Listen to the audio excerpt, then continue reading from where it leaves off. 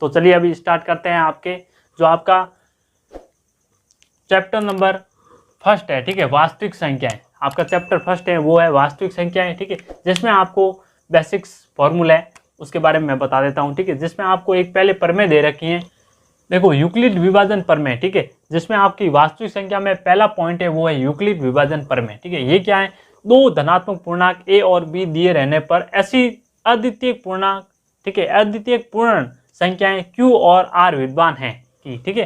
तो देखो ऐसी दो पूर्ण संख्याएं दे रखी है, ठीक है, दो आपको धनात्मक पूर्णांक दे रखे हैं जैसे ए और बी, ठीक है। तो इसको हम यूक्लिड विभाजन प्रमेय के रूप में लिखते हैं, तो वो लिखते हैं ए बराबर बी क्यू, ठीक है, बी और क्यू आपस में क्या गुणा में है, ठीक है, बी क्यू प्लस आर, और आर यहाँ आपका शेषफल है और क्यू आपका भागफल है, ठीक है। और इसको आप भाज्य मान लीजिए, इसको आप भाजक मान लीजिए, ठीक है।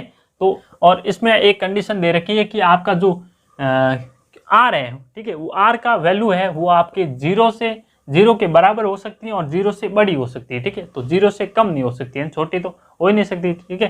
तो और आपकी जो बी है, ठीक है, इस बी से इस आर की वैल्यू हमेशा कम होगी, ठीक है, नहीं इसके बराबर होगी और नहीं इससे ज्यादा होगी। तो इसका मतलब इससे ये इस बी से इसकी वैल्यू है वो क्या वैल्यू कम होगी, ठीक है। जो आपकी आर है वो बी से क्या होगा, कम होगा। ये आपको कंडीशन थोड़ी सी ध्यान में रखनी है।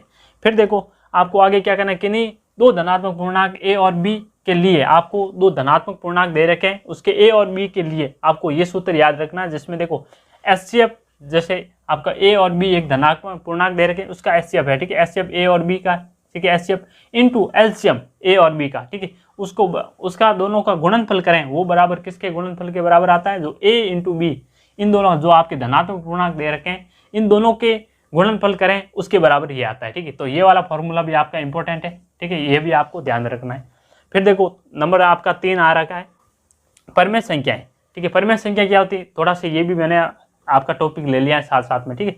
तो ऐसी संख्या है जिसको हम p बटा क्यू के रूप में लिख सकते हो, ठीक है, उसे लिखा जा सकता है, उसे हम परमेय संख्या कहते हैं। और p आपका जो p व q है वो आपका सह अभाज्य संख्या है। तो देखो सह अभाज्य संख्याएं वो होती हैं जो आपस में कट नहीं देंगे, ठीक है, मतलब इसका p में q का भाग देंगे तो इसका मतलब ऐसा नहीं है कि पूरी ये कट जाए, ऐसे नहीं है, इसको आगे पॉइंटों में डिवाइड किया जाता है, ठीक है। तो इसलिए इसका हम कहते हैं परमेय संख्या है, ठीक है, इतना आपको समझ आ गया। फिर देखो इसमें आपकी परमेय संख्याओं का दशमलव प्रसार या तो वो शांत होता है या अशांत होता है, ठीक है। तो जिसमें देखो दो होते हैं, आपका एक तो शांत दशमलव प्रसार होता है और एक होता है आपका अशांत, ठीक है। तो शांत में हमेशा आपको ध्यान रखना आपका परमेय संख्याएं आती हैं, ठीक है। जैसे शांत में जैसे एक एग्जाम्पल ले रखा है मैंने यहाँ 4 पॉइंट आपका आ रहा है 5 7, ठीक है, ये आपका शांत हो गया क्योंकि इससे आगे अब ये पूरा हो गया यहाँ पर, ठीक है। तो ये आपका शांत हो गया।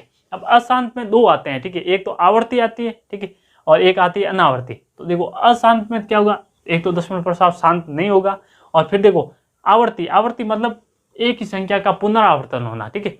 तो इस संख्या का देखो 4 का पुनरावर्तन हो रहा है, ठीक है, बार बार कितना ही करते हैं जो आगे 4 ही आने वाला है, तो ये आ गई आपकी आवर्ती वाली। और अनावर्ती क्या होगा, यहाँ पर देखो आपका 1.23457 ऐसे देखो ऐसे आगे चलती जा रही है, इसके कोई पुनरावर्ती नहीं है, ठीक है, और ऐसे आगे निकलती जा रही है। तो इसका मतलब ये हो गया आपकी अनावर्ती और ये आ गया आपकी आवर्ती, ठीक है।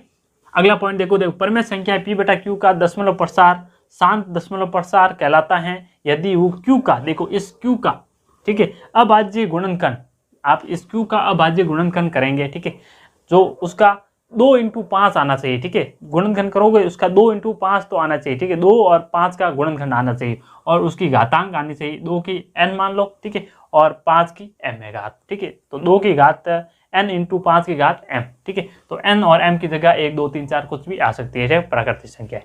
और ऐसे देखो इस रूप में हो तो ये क्या होगा, आपका शांत होगा, ऐसा रूप नहीं हो तो वो अशांत दशमलव प्रसार होगा, ठीक है। तो ये थे आपके पहले चैप्टर में जो वास्तविक संख्या थी उसके जो बेसिक्स इन्फॉर्मेशन थी, ठीक है, जो कुछ फॉर्मूले थे उसके बारे में मैंने बता दिया, और थोड़ा इसमें ज़्यादा फॉर्मूला है नहीं, ठीक है, जिसमें आपको एक यूक्लिड विभाजन प्रमेय दे रखी है और आपका एक ये फॉर्मूला है और एक परमेय संख्या के बारे में थोड़ा सा हमें नॉलेज होना चाहिए और आपका शांत और अशांत के बारे में पता होना चाहिए, ठीक।